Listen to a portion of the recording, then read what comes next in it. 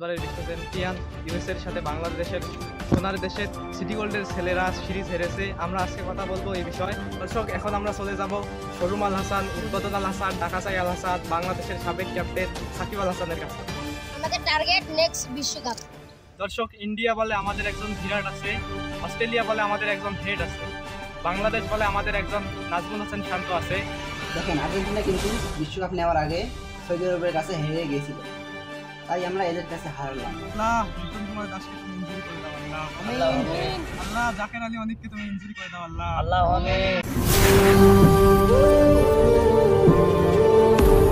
দর্শক, আপনারা দেখছেন কলাবাগান টিভির সংবাদ, সাথে আছি আমি সাইমন ড্রিং। আপনারা নিশ্চয়ই জানেন 5 বারের বিশ্ব চ্যাম্পিয়ন ইউএসের সাথে বাংলাদেশের সোনার দেশের সিটি গোল্ডের ছেলেরা সিরিজ হেরেছে। আমরা আজকে কথা বলবো এই বিষয়ে।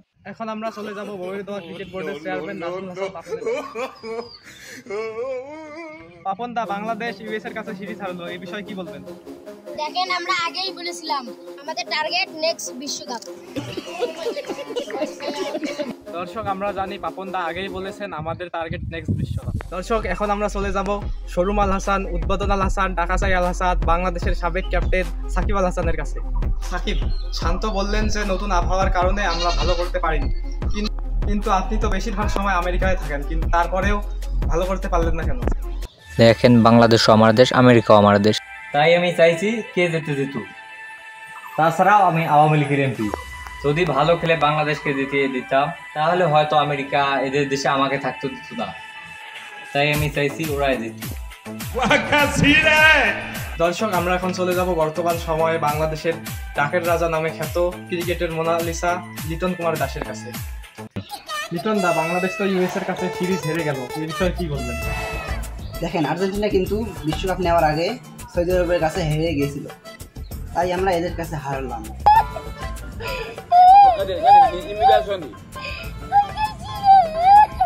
চলে যাব গাজী আশরাফ হোসেন রিকুর কাছে। স্যার, বাংলাদেশ ইউএস এর কাছে সিরিজ হারলো, তানজিম সাকিবের জায়গায় সাইফুদ্দিন থাকলে ভালো হতো নাকি? হ্যাঁ, ভালো হতো। আমি চেয়েছিলাম তাকে দলে নিতে, কিন্তু বিপিএল এ কামিনের দলে খেলার কারণে ওকে নিতে পারিনি। তাহলে সৌম্য সরকারকে কেন নিলেন? সম্মত হাতুড়ে সিংহের প্রিয় ছাত্র, তাই তাকে দলে নিয়েছিলাম। দর্শক, আমরা এখন চলে যাব বাংলাদেশ ক্রিকেটের ধ্বংসের মহানায়ক, বিশ্ব সেরা কোচ, যিনি আন্তর্জাতিক ক্রিকেটে একটিও ছক্কা মারতে পারেননি, চান্দিকা হাতুড়ে সিং এর কাছে। হেরেছি তো কি হয়েছে, এখন অনেক এক্সপেরিমেন্ট বাকি আছে, বিশ্বকাপের চমক আসছে। বাংলাদেশ প্রথম দল হিসাবে টি-20তে 100টা ম্যাচ হারার রেকর্ড করলো, এ বিষয়ে কি বলবেন? আমি চেয়েছিলাম বাংলাদেশ এমন একটা রেকর্ড করতে যে এর আগে কেউ করতে পারেনি, তাই এই রেকর্ড করা। বাংলাদেশের ক্রিকেটের ভবিষ্যৎ নিয়ে কি বলবেন? আমার দেশ দেউলিয়া হয়ে ঘুরে দাঁড়াইছে, তাই আমি থাকতে বাংলাদেশের ক্রিকেট দল দেউলিয়া হবে, আবার ঘুরে দাঁড়াবে। দর্শক, ইন্ডিয়া বলে আমাদের একজন বিরাট আছে, অস্ট্রেলিয়া বলে আমাদের একজন হেড আছে, বাংলাদেশ বলে আমাদের একজন নাজমুল হাসান শান্ত আছে, তিনি দ্বিতীয় টি-20 ম্যাচে 34 বলে 36 রানের একটি ঝড়ো ইনিংস খেলেছেন, যা বিশ্বকাপে ডাবল সেঞ্চুরির সমান। দর্শক, আমরা এখন চলে যাব লর্ড অ্যাসোসিয়েশনের সাবেক সভাপতি নাজমুল হাসান শান্তর। শান্ত, সিরিজ হারার জন্য আপনি কাকে দায়ী করতে চান? আমি কাউকে দায়ী করব না, কারণ নতুন কন্ডিশন। তাছাড়া আমার মনে হচ্ছে এখানে তামিমের হাত আছে। শান্ত, আপনি ক্যাপ্টেন হলেন কিভাবে? দেখেন, বিসিবি সভাপতির নাম আমার নাম একই, তাই আমি ক্যাপ্টেন।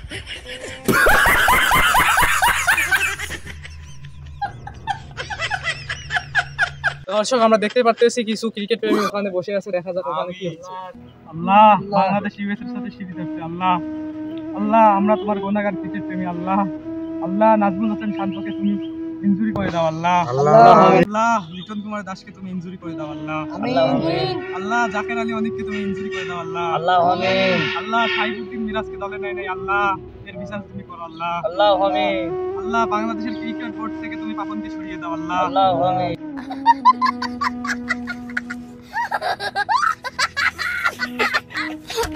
আল্লাহ, বাংলাদেশের ক্রিকেট থেকে তুমি হাতুড়ে সিংকে সরিয়ে দাও। আল্লাহ, আমাদের দোয়া কবুল করো। আল্লাহ, আমিন।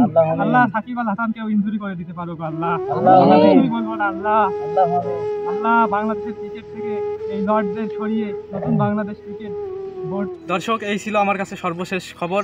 আজকের মতো বিদায় নিচ্ছি। ভালো থাকুন, সুস্থ থাকুন, হাতুড়ে সিং না সারা পর্যন্ত ক্রিকেট থেকে দূরে থাকুন। ধন্যবাদ সবাইকে। खत्म, bye bye, tata, goodbye, गया।